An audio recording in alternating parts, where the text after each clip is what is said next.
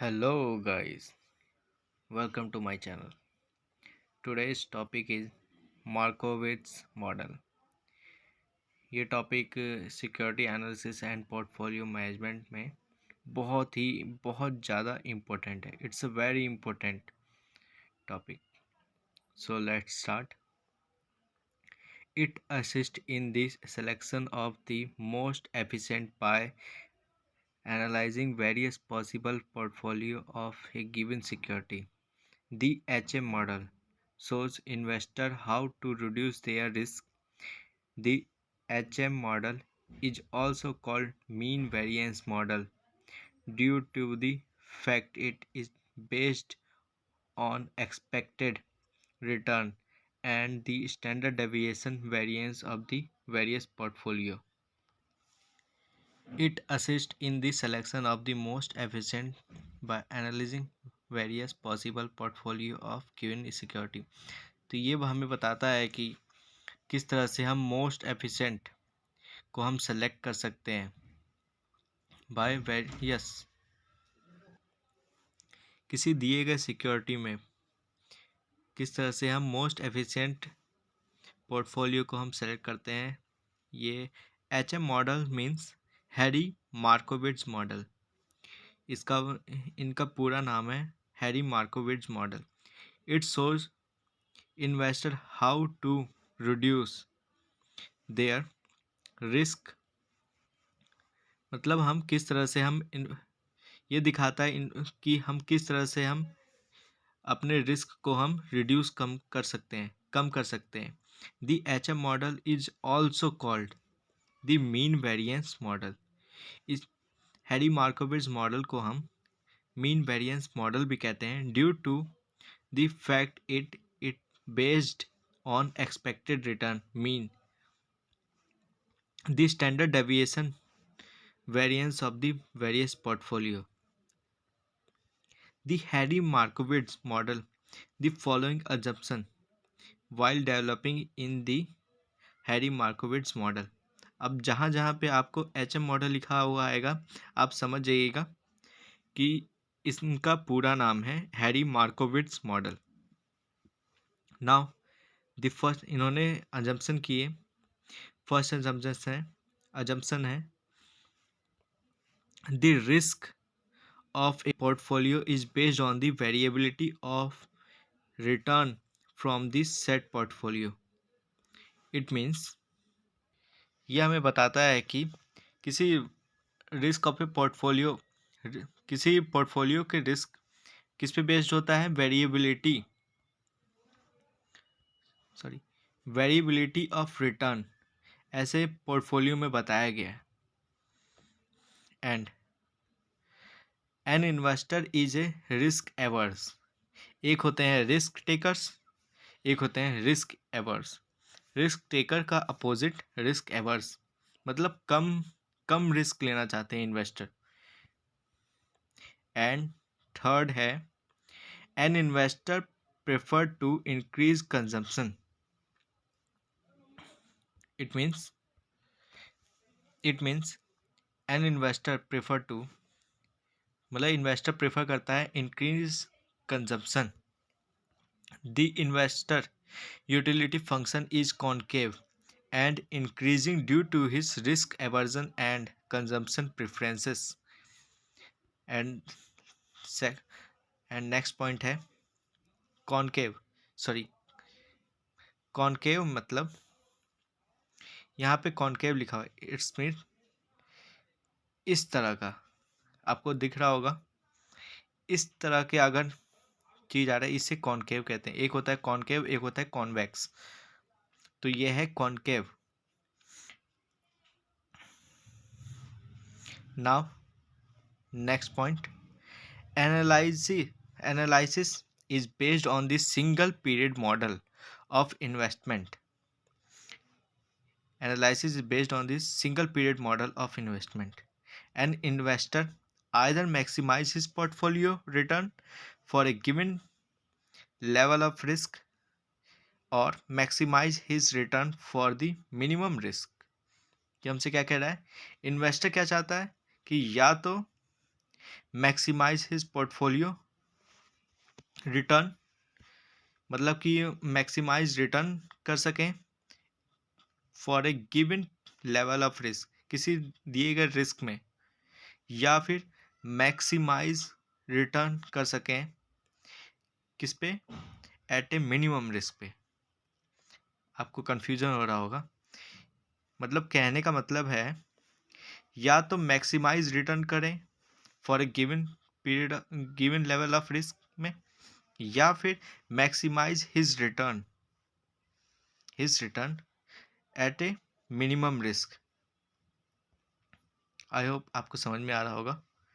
N investor is a rational in nature, okay, to choose the best portfolio from a number possible portfolio, each with different return and risk, two separate decision are to be made। मतलब इन्होंने जब choose करने की बारी जब आई, तब portfolio को इन्होंने दो सेपरेट डिसीजन में बताया। पहला, determination of a set of efficient portfolio. अब एफिशिएंट पोर्टफोलियो का आया, तो हम तो जानते ही हैं कि एफिशिएंट पोर्टफोलियो के लिए ही ये मॉडल बना हुआ है। Now second point is selection of the best portfolio out of the efficient set, मतलब एफिशिएंट सेट में से बेस्ट पोर्टफोलियो को सेलेक्ट करना। नाउ अब पढ़ते हैं हम first, efficient set of portfolio. The efficient frontier is a set of optimal portfolios that offer the highest expected return for a defined level of risk, or the lowest risk for a given level of period expected return. Portfolios that lie below the efficient frontier are the suboptimal because they do not provide enough return for a level of risk. मतलब ये हमारे को enough, they do not provide enough return, यह एक अच्छा सा return नहीं दे पाते किसी लेवल ऑफ रिस्क में। Portfolio that cluster to the right of the efficient frontier are also suboptimal because they have a higher level of risk for the defined rate of return. अब यहाँ पे अब आपका diagram आ रहा होगा, expected return जो कि है Y axis and standard deviation जो कि है एक्स एक्सिस। नाउ अब हमें दिख रहा होगा E B F A C D, इनमें से पहले हमें क्या चूज करना पड़ेगा, determine of a set efficient portfolio. तो इसमें से इन सभी में से अच्छा इसमें एफिशिएंट पोर्टफोलियो कौन सा है, ई भी है, बी भी है और एफ भी है, ठीक है, एंड सी बी एंड ए है। बट सभी तो पोर्टफोलियो हैं, लेकिन जो नीचे के हैं ए सी डी वो इनएफिशिएंट पोर्टफोलियो है। एंड आगे आपको बताएंगे कि इनमें से बेस्ट पोर्टफोलियो आपका कौन सा है। So let us consider portfolio C and A. C would be C C would be preferred to portfolio A because it offer less risk for a same level of return in the opportunity setup portfolio represent in the diagram। आप देख सकते हैं। Now C has a lowest risk compared to the all other portfolio। अब दूसरी बारी आती है comparing A and B, we find that B portfolio is a preferable to portfolio A because it offer higher return for a same level of risk. अब इसमें से अब हमारी बारी आती है कि इसमें से सेलेक्ट करना कि कौन सा बेस्ट है। सो यहाँ पे आपका जो बी वाला है वो बेस्ट मोस्ट एफिशिएंट पोर्टफोलियो है। इन सभी में से मोस्ट एफिशिएंट पोर्टफोलियो है। हालांकि ई भी हो सकता था, बट ई एंड बी और एफ में अगर देखें, इसमें से बेस्ट बी वाला आपका पोर्टफोलियो है, वो एफिशिएंट है। तो यही आपके फिर से लिखा हुआ है।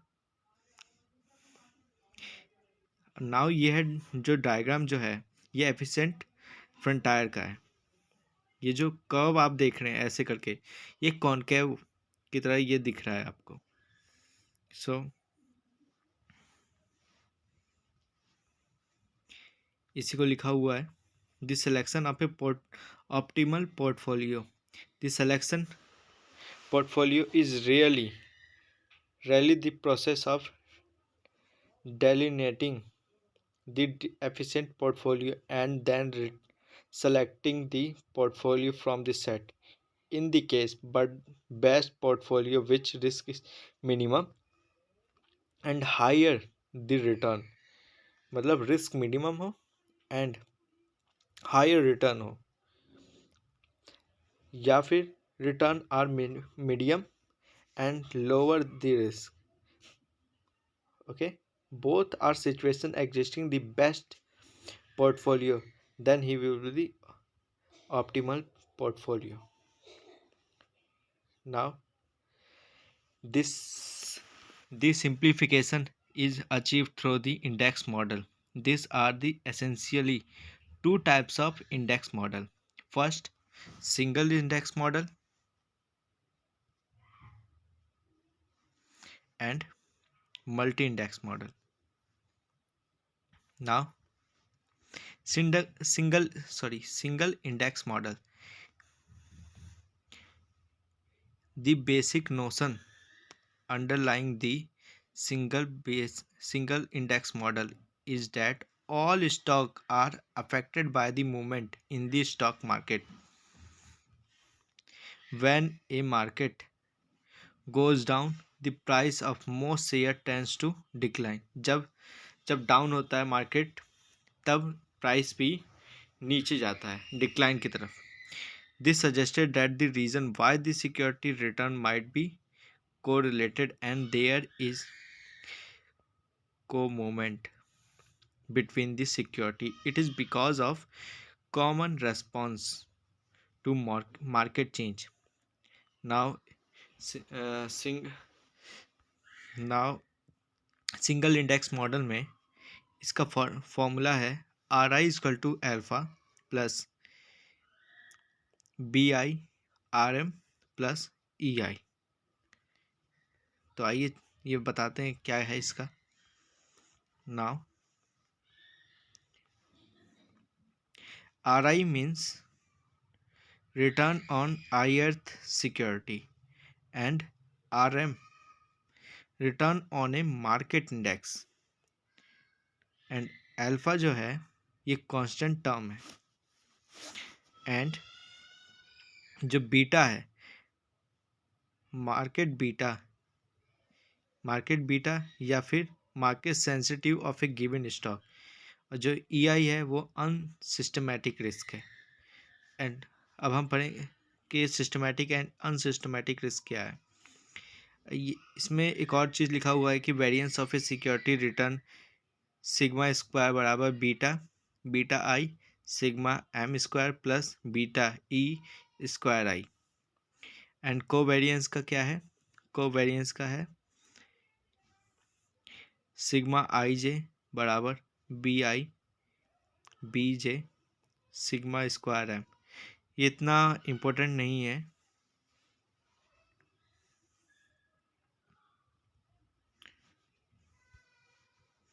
Now, the variance of a security has two component, namely symmetric risk या फिर market risk या फिर unique risk. The variance explained by the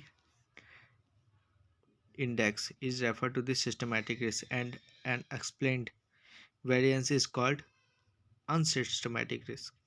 okay, अब हम पढ़ेंगे इसके यूसेजेस. इट अवॉइड, अब इसके ये है, इसका बहुत ज़्यादा आता है यूसेजेस सिंगल इंडेक्स मॉडल के. It avoid unnecessary complication by reducing the number of input and the calculation for analyzing portfolio. The single index model helps to designing forecast for various factor such as expected return of covariance and variance. तो हमें ये क्या बताता है, ये बताता है यह पोर्टफोलियो के विश्लेषण के लिए इनपुट की संख्या और गणना को कम करने के लिए अनावश्यक जटिलता से बचाता है. सिंगल इंडेक्स मॉडल को विभिन्न कारकों से अपेक्षित रिटर्न, कोवेरिएंस और वेरिएंस के लिए पूर्व अनुमान पहले से ही अनुमान लगाने में ये मदद करता है. ओके, अगर आपको समझ में नहीं आया होगा तो आप इंग्लिश में आप देख सकते हैं, हालांकि यही है इसका. Now second point is it helps in designing. It helps in designing other model such as capital asset model and arbitrage pricing model. मतलब ये डिजाइनिंग, अदर डिजाइनिंग में भी ये मॉडल हेल्प करता है. It also helps in studying the risk factor involved in event study and the back testing program. ये event study और back testing programme में शामिल जोखिम कारकों के अध्ययन कभी में भी मदद करता है.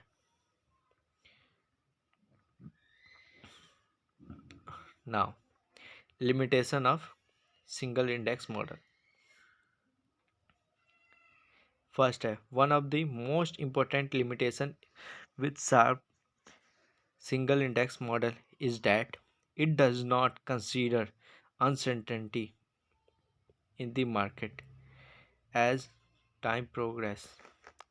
Instead, the model optimizes for a single point of in time. This model assumed that security price move together only because of common co-movement with the market. And third point है, single index model results in inefficient portfolio. It is overly simplistic decomposition of risk.